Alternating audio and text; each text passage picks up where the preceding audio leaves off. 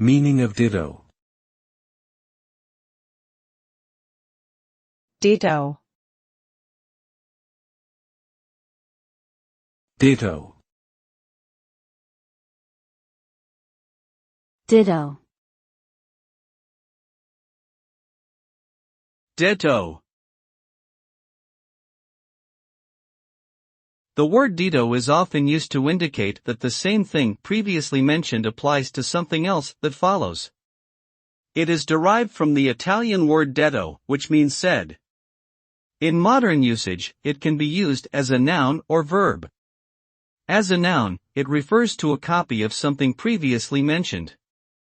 As a verb, it means to repeat something that has already been said or written. The term is commonly used in conversation and writing to avoid repetition and to indicate agreement.